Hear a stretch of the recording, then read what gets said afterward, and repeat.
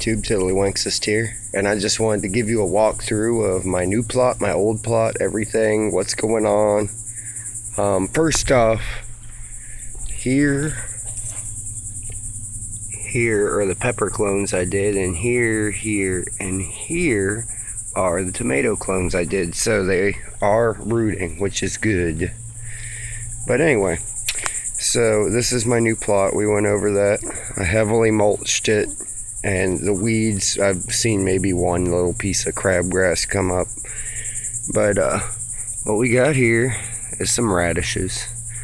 Next line, I think we got a couple kinds of lettuces, and then the next one is spinach. So they haven't quite come up because it's kind of warm, you know.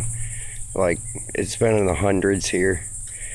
All right, here on this row we got cabbage out the wazoo, and then we got cauliflower halfway up there. I don't know if you can see it. Let me zoom. There's some cauliflower in there.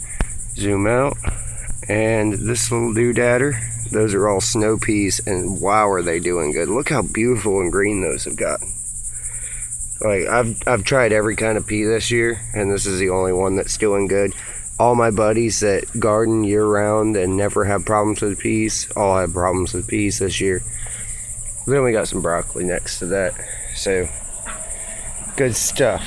But anyway, you remember I pulled my watermelon plants up because of the squash bugs. Well, this is one that just kind of came up after I clipped it off, and it's doing good, no squash bugs.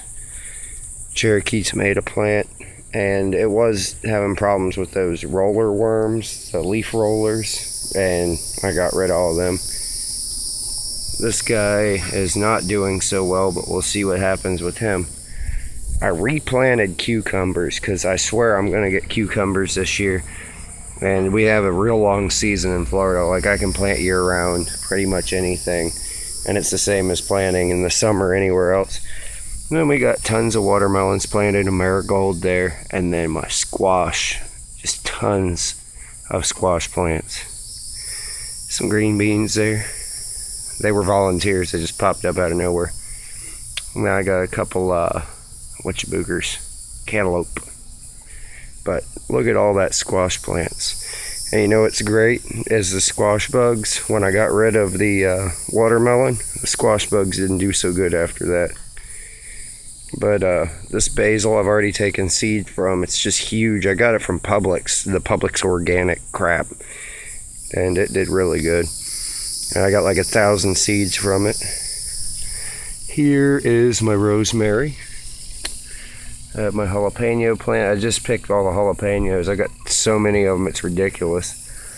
And then right next to that is the datil pepper plant, which I promised a video on datil peppers, so I will do that. It's kind of a native St. Augustine pepper. And then right here we got more basil. We got some pumpkin planted here. I planted away from the other squash to see what would happen. And then, I don't know if I told y'all, but the corn got eaten alive by ants. There went my cat. Here's just random flowers. I threw seed in a pot, and this is what happened. Forget-me-nots there. Some zinnia. You know, just some pretty stuff popping up. But I pulled it all up because it did horrible. Like, the ants ate it alive. So I've replanted in there. But what I did this time with the corn is I did plant some radishes kind of in between the rows, because apparently ants really like radishes. But yeah, I just figured I'd give you all a tour. It is doing a lot better. And I took Bad Brain Prep and Wisconsin Eric's idea and threw some mulch that I had laying around. I had some, you know, leaves that I crushed up and a few pine chips left over, so I threw all that in here. And it seems to be doing really good with the mulch and holding a lot of moisture. It's just, you know, the bugs have a place to hide, but there is no weeds. Anyway, guys, Tiddlywinksist signing off.